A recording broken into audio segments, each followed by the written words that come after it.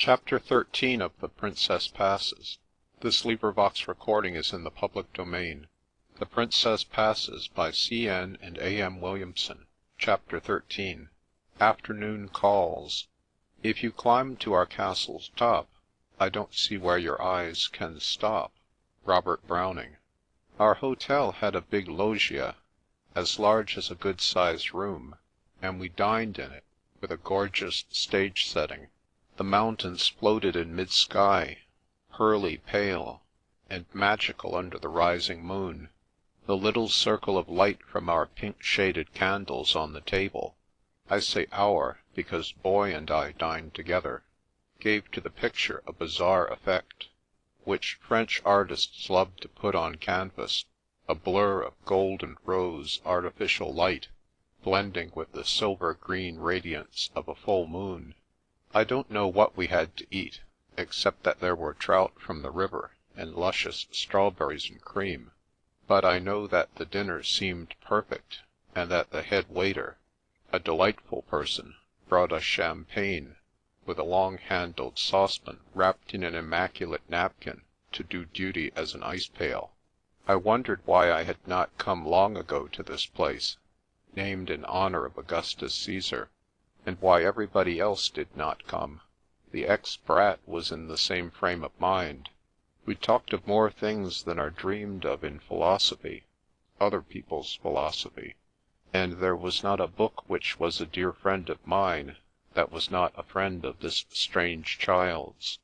We sat until the moon was high and the candles low. I felt curiously happy and excited, a mood no doubt due in part to the climate of Aosta, in part to the discovery of a congenial spirit, where I had least expected to find one. Last night we had been at best on terms of armed neutrality. Tonight we were friends, and would continue friends, though we parted tomorrow. But parting was not what we thought of at the moment.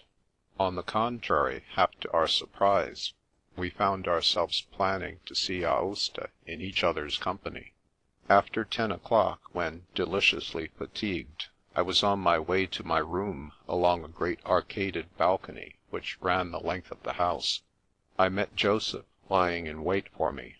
My conscience pricked. I had forgotten to send the poor tired fellow definite instructions for the next day. He had come to solicit them, but if I could judge by moonlight, he looked far from jaded. Indeed, he had an air of alertness, for him almost of gaiety. "You and Finois can have a rest tomorrow and the day after," said I, "while I do some sightseeing. I hear that I shall need one day at least for the town, and another for a drive to the chateaux and show places of the neighbourhood. I hope you will be able to amuse yourself." "Monsieur must not think of me. I shall do very well," dutifully replied Joseph. "It is a pity that you and Innocentina do not get on. Otherwise— perhaps I should tell Monsieur that I may have misjudged the young woman a little. It seems a question of bringing up, more than real badness of heart.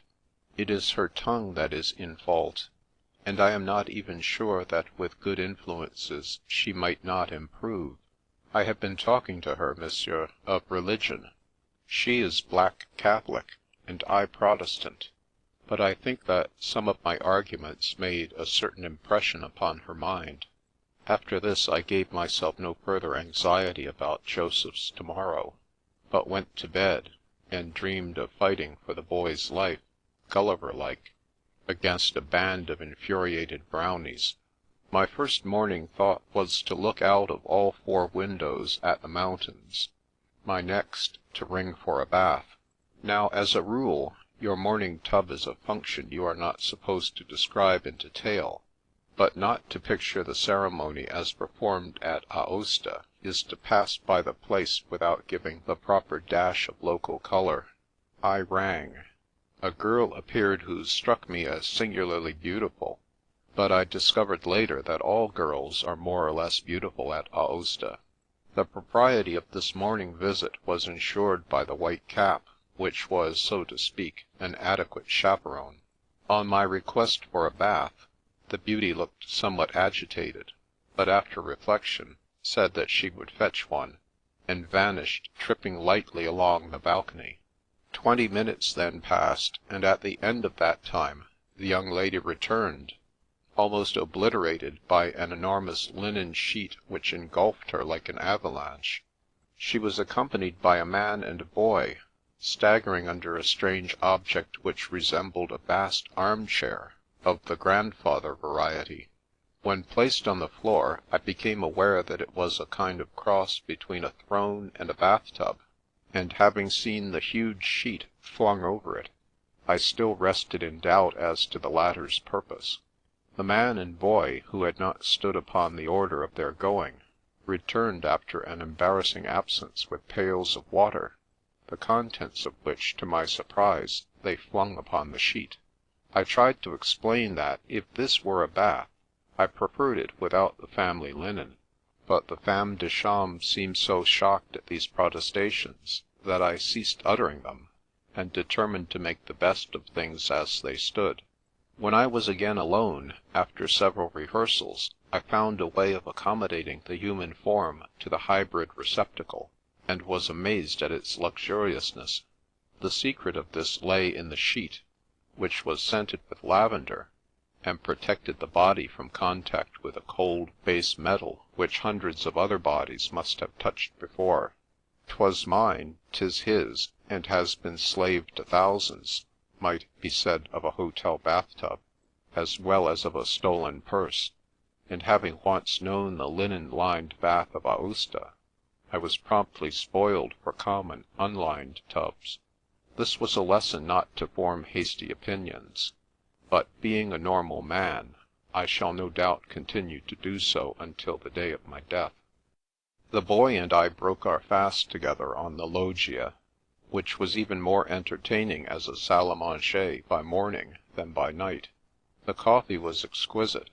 The hot foaming milk had but lately been drawn from its original source, a little biscuit-coloured Alderney, with the pleading eyes of that fair nymph stricken to heiferhood by jealous Juno. The strawberries and figs came to the table from the hotel garden, and so did the luscious roses, which filled a bowl in the centre of our small white table. This was Arcadia. The very simplicities of the hotel endeared it to our hearts, and there was no real comfort lacking which we could have obtained in London or in Paris. After breakfast we set off with our cameras to the town, a walk of 10 or 15 minutes. It was strange, in this pilgrimage of mine, how often I found myself running back into the feudal or Middle Ages, as far removed from the familiar bustle of modern days, as if an iron door had been shut and padlocked behind me. There was little of the 20th century in Aosta, named by Augustus the Rome of the Alps, except the monument to Le Roi Chasseur, and the bookshops, which seemed extraordinarily well supplied with the best literature of all countries. The type of face we met was primitive, scarcely one which would have been out of place on some old Roman coin. Here, at the end of a narrow shadowed street, where St. Anselm first saw the light, it must have been with difficulty, we came upon a magnificent archway, built to do honour to Augustus Caesar's defeat of the brave Salasses 24 years before the world had a saviour. A few steps further on, and we were under the majestic mass of the Porta Pretoria, or we were crossing a Roman bridge, or gazing at the ruins of Roman ramparts, or we lost our way in searching for the amphitheatre, and found ourselves suddenly skipping over centuries into the Middle Ages, represented by the mysterious Tour Bramafam, the Tour des Prisons, or the Tour de la Prue, round which Xavier Maistre wrote his pathetic dialogue. Then there was the cathedral with its extraordinary painted façade, like a great coloured picture book, and the tall cross, straddling a spring in a paved street, put up in thanksgiving by the Aostans when they joyfully saw Calvin's back for the last time. We spent all day in sightseeing, and had another moonlight evening on the loggia. We were great pals now, Boy and I. I had never met anyone in the least like him, At one moment he was a human boy, almost a child; at another his brain leaped beyond mine, and he became a poet or a philosopher. Again he was an elfin sprite, a creature for whom Puck was the one thinkable name. There was a single thing only, about which you could always be sure: he would never be twice the same. Still, though we were friends, boy and man we remained. He kept his name a secret, and he had forbidden me to mention mine, nor had he spoken of his route or destination after Aosta. As to this I was curious, for I knew now that it would be a wrench to part with the strange little being whose ears I had tingled to box 3 days, or was it 3 years ago? Already he had done me good, and though I had hardly reached the point of confessing as much to myself, as a plain matter of fact I could not have exchanged his quaint companionship for that of my lost love. How she would have hated this idyllic Arcadia!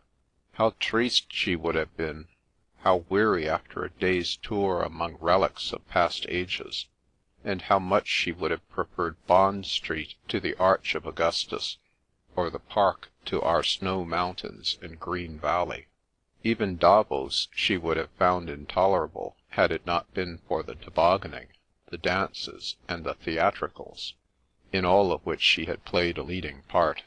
Deep down in the darkest corner of my soul, I now knew that I would not have fallen in love with Helen Blantock had I first met her in Aosta. The boy and I agreed that our head waiter was one of the nicest men we had ever met, and when he pledged his personal honour that a day's wandering among neighbouring castles would be very repaying, we determined to bolt the 5 he most recommended in one gulp, on our second and last afternoon. If he could, he would have sent us spinning like teetotums from one concentric ring of historic chateaux to another, until goodness knows how far from Aosta, Finois, Souris, and Fanny Annie we should have ended. He would also have dispatched us on a 2 or 3 days' excursion to Courmayeur, and I fear that his respect for us went down like mercury in a chilled thermometer, when he understood that we had not come to the country to do any of the famous climbs. He named so many, dear to the hearts of my Alpine Club acquaintances, that it would have taken us well into the new year to accomplish half, and he accepted with mild disapproving resignation our fiat that there were other parts of the world worth seeing. As we had to cover a radius of many miles, in our rounds of visiting at the few sample chateaux we had selected from the waiter's list, we decided to spare our legs and those of the animals. It was hardly playing the game we had set out to play, we 2 strangely met friends, to amble conventionally from show house to show house, in a carriage, with guide-books in our hands, like everyday tourists. Nevertheless, we did this unworthy thing. Perhaps, therefore, I deserved the punishment which fell upon me. Little did I dream, when I flippantly spoke of our expedition as driving out to pay calls, how nearly my thoughtless words were to be realized. We started immediately after an early déjeuner, sitting side by side in a little low-swung carriage, a superior phaeton, or poor relation of a victoria. The day was hot, but a delicious breeze came to us from the snow mountains, and there was a peculiar buoyancy in the air. Our first castle was Sar, the Chateau Royal, an enormous brown building with a disproportionately high tower. This hunting lodge of the king would have been grimly ugly, were it not for its rocky throne, high above the river bed, and its background of glistening white mountains. The huge pile looked like a sleeping dragon with its hundreds of window eyes close-lidded, and I could not imagine it an amusing place for a house party. I was glad that the boy was not animated with that wild mania for squeezing the last drop from the orange of sightseeing, which makes some travelling companions so depressing. The castle was closed to visitors, yet many people would have insisted on climbing the steep hill, for the barren satisfaction of saying that they had been there. I rejoiced that my little pal was not one of these. But I should have been more prudent had I waited. We drove on, after a pause for inspection, along a road which would have rejoiced the motor-loving heart of Jack Winston, and I made a note to tell him what a magnificent tour he might have in this enchanted country one day with his car, tooling down from Milan. As I mentally arranged my next letter to the Winstons, the boy gave a little cry of delight. "Oh, what a queer, delightful place! It's all towers, just held together by a thread of castle. It must be Aimaville." I looked up and beheld on a high hill an extraordinary chateau, something like 4 chess castles grouped together at the corners of a square heap of dice. It does not sound an attractive description, yet the place deserves that adjective. It was charming, and wonderfully livable, among its vineyards, commanding such a view as is given to few show places in the world. The descendants of the original family have restored it, and live there, don't they? Asked the boy in Italian of the cocher. The man answered that this was the case, and was inspired by my evil genius to inquire if ces messieurs would like to go over the chateau. "Is it allowed?" the boy questioned eagerly. "But certainly. Shall I drive up to the house? It will be only an all little 10 minutes." Without waiting for my answer, the boy took my consent for granted, and said yes. Instantly we left the broad white road, and began winding up a narrow, steep and stony way, among vineyards. The cocher's all little 10 minutes lengthened into half an hour, but at last we halted before a garden gate, a high, uncompromising, reserved-looking gate. "The fellow must be mistaken," said I. "This place has not the air of encouraging visitors." But before the words were out of my mouth, the enterprising cocher had rung the gate bell. After an interval, a gardener appeared, and betrayed such mild, ingenuous surprise at sight of us, that I wished ourselves anywhere else than before the portals of the Chateau d'Aimaville. Gladly would I have whipped up our fat, barrel-shaped nag, and driven into the nearest rabbit-hole, but it was too late. The gardener took the enquiry as to whether visitors were admitted, with the gravity he would have given to a question in the catechism. "Is your name N or M? Can one see your master's house?" "Oh, without doubt, one could see the house." Would les messieurs kindly accompany him? His aspect wept, and mine, unless it belied me, copied his. "Isn't it hateful?" I asked sotto voce of the boy, expecting sympathy which I did not get. "No, I think it's great fun," said he. "But I'm sure they are not in the habit of showing the house. You can tell by the man's manner. He's nonplussed. I should think no one has ever had the cheek to apply for permission before." "Then they ought to be complimented because we have." I was silenced, though far from convinced. But if you have made an engagement with an executioner, it is a point of honour not to sneak off and leave him in the lurch, when he has taken the trouble to sharpen his axe, and put on his red suit and mask for your benefit. We arrived, after a walk through a pretty garden, upon a terrace where there was a marvellous view. The gardener showed it to us solemnly, we pacing after him all round the chateau, as if we played a game.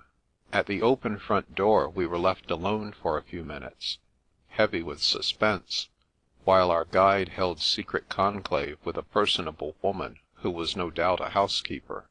Astonished but civil, with dignified Italian courtesy, she finally invited us in, and I was coward enough to let the boy lead, I following with a casual air, meant to show that I had been dragged into this business against my will, that I was, in fact, the tail of a comet which must go where the comet leads.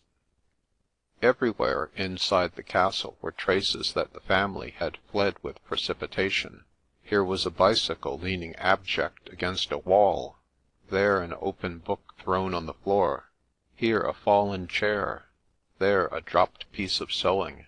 Once or twice in England I had stayed in a famous show house, and my experience on the public Thursdays there had taught me what these people were enduring now. At Waldron Castle we had been hunted from pillar to post. If we darted from the hall into a drawing room, the public would file in before we could escape to the boudoir.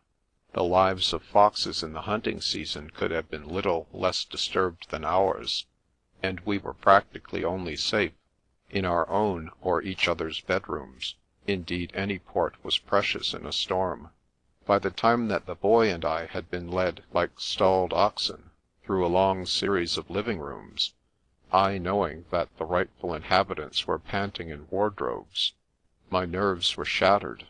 I admired everything, volubly but hastily, and broke into fireworks of adjectives, always edging a little nearer to the exit, though not, I regret to say, invariably aided by the Boy.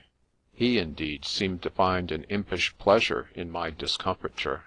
During the round, I was dimly conscious that the entire staff of servants, most of them maids, and embarrassingly beautiful, flitted after us like the ghosts who accompanied Dante and his guide on their tour of the Seven Circles.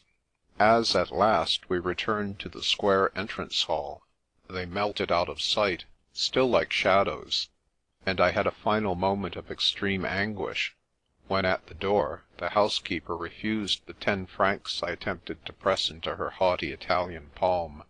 No more afternoon calls on Chateau for me after that experience, I gasped, when we were safely seated in the home-like vehicle which I had not sufficiently appreciated before. " Oh, I shall be disappointed if you won't go with me to the Chateau of St. Pierre, which we saw in the photograph, that quaint mass of towers and pinnacles on the very top of a peaked rock," said the Boy. " I've been looking forward to it more than to anything else, but I shan't have the courage to do it alone." " Courage? " I echoed. " After the brazen way in which you stalked through the scattered belongings of the family at Aimaville, you would stop at nothing. In other words, I suppose you think me a typical Yankee boy, but I really was nervous, and inclined to apologize to somebody for being alive. That's why I can't go through another such ordeal without company. Yet I wouldn't miss this 11th century castle for a bag of your English sovereigns. If only it had been left alone and not restored, I groaned. In that case we should meet no one but bats. We? Then you will go with me? I suppose so, I sighed. It can't add more than a dozen grey hairs, and what are they among so many? A few kilometres further on we reached the bizarre Monticule, from which sprouted a still more bizarre chateau. From our low level, it was impossible to tell where the rock stopped and where the castle began, so deftly had man seized every point of vantage offered by nature, and points they literally were. The ascent from the road to the chateau was much like climbing a fire escape to the top of a New York skyscraper, but we earned the right to cry Excelsior at last, had we not by that moment been speechless. History now repeated itself. I rang. The castle gate was opened, but this time by a major domo, who had already in some marvellous way learned that strangers might be expected. Never was so appallingly hospitable a man, and I trusted that even the Boy suffered from his kindness. Madame la Baronne, who was away for the afternoon, would chide him if guests were allowed to leave her house without refreshment. Eat we must, and drink we must, in the beautiful hall evidently used as a sitting-room by the absent chatelaine. Her wine and her cakes were served on an ancient silver tray, almost as old as the family traditions, and it was not until we had done to both such justice as the major domo thought fair, that he would consent to let us go further. The house was really of superlative interest, though spoiled here and there by eccentric modern decoration. Much of the window glass had remained intact through centuries. The walls were 12 feet thick, the oak-beamed ceilings magnificent, and the secret stairways and rooms in the thickness of the walls bewildering. But when our conductor began leading us into the bedrooms in daily use by the ladies of the castle, my gorge rose. "This is awful," I said. "I can't go on. What if Madame la Baronne returns and finds a strange man and a boy in her bedroom? Good heavens, now he's opening the door of the bath." "We must go on," whispered the boy, convulsed with silent laughter. "If we don't, the major domo won't understand our scruples. He'll think we're tired and don't appreciate the castle. It would never do to hurt his feelings, when he has been so kind." "To the bitter end, then," I answered desperately, and no sooner were the words out of my mouth than the bitter end came. It consisted of a collision with the Baronne's dressing jacket, which hung from a hook, and tapped me on the shoulder with one empty frilled sleeve, in soft admonition. I could bear no more. One must draw the line somewhere, and I drew the line at intruding upon ladies' dressing jackets in their most sacred fastnesses. If I had been a woman, my pent-up emotion at this moment would have culminated in hysterics. But being a man, I merely bolted, stumbling as I fled, over my absent hostess' bedroom slippers. I scuttled down a winding flight of tower stairs, broke incontinently into a lighted region which turned out to be a kitchen, startled the cook, apologized incoherently, and somehow found myself, like Alice in Wonderland, back in the great entrance hall. There, starting at every sound, lest a returning family party should catch me lurking, I awaited the boy. We left, finally showering francs and compliments, but I crawled out a decrepit wreck, and refused pitilessly to do more than view the exterior of other chateaux. It was evening when we saw our white hotel once more, and a haze of starlight dusted the sky and all the blue distance with silver powder. Chapter 14